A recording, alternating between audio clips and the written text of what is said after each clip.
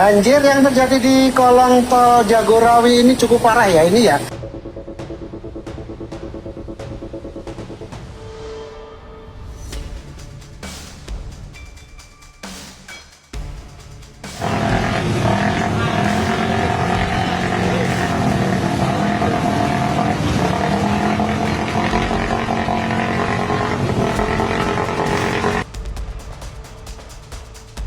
Jakarta kembali berada di titik yang membuat banyak orang menahan napas.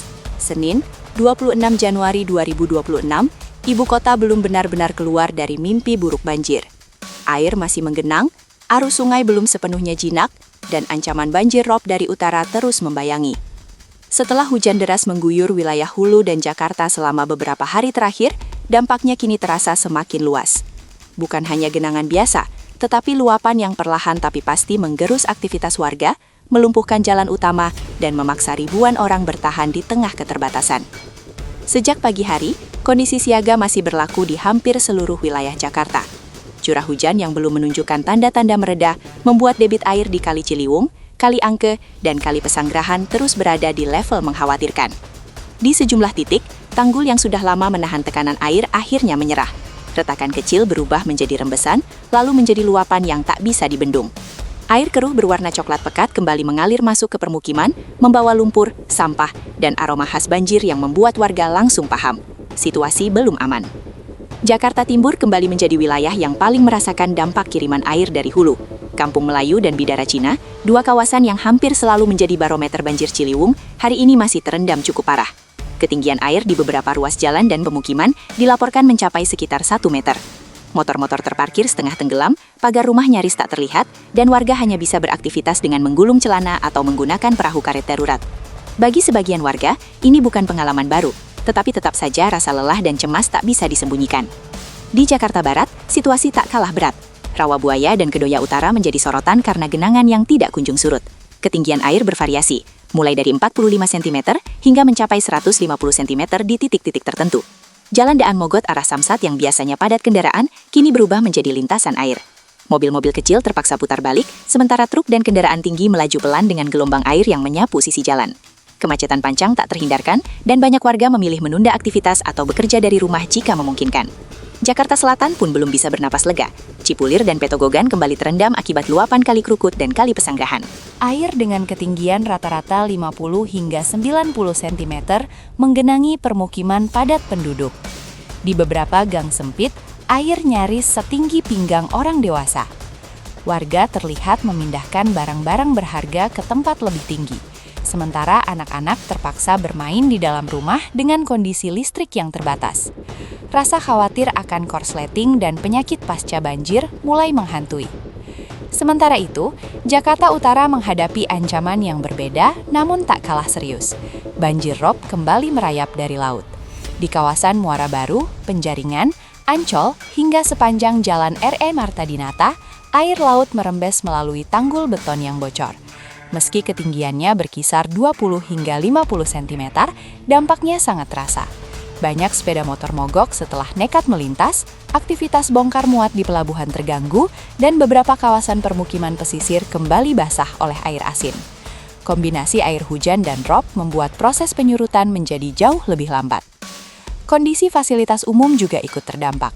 Hingga siang hari, tercatat sekitar 20 ruas jalan utama di Jakarta masih tergenang air. Jalan Cipinang Indah dan Jalan Kebon Pala di Jakarta Timur menjadi contoh nyata bagaimana akses warga terputus. Air setinggi 60 cm membuat kendaraan tak bisa melintas, dan pejalan kaki harus mencari jalur alternatif. Di beberapa titik, rambu jalan hampir tak terlihat, tertutup genangan yang keruh. Situasi ini membuat perjalanan yang biasanya ditempuh dalam hitungan menit berubah menjadi berjam-jam.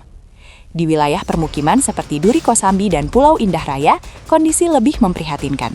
Air telah menenggelamkan setengah bagian rumah warga. Sofa, lemari, dan peralatan elektronik terendam.